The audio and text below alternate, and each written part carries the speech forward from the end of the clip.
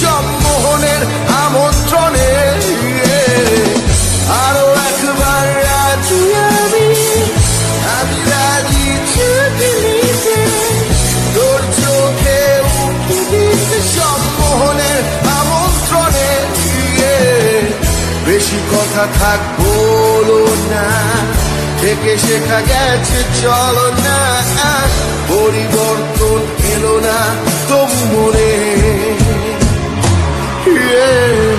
স্বপ্নেরা তবু খুঁজে যায় জীবনের শেষ সীমানায়, আছে কি রাখা বাঁচার ঠিকানা ঠিকানা।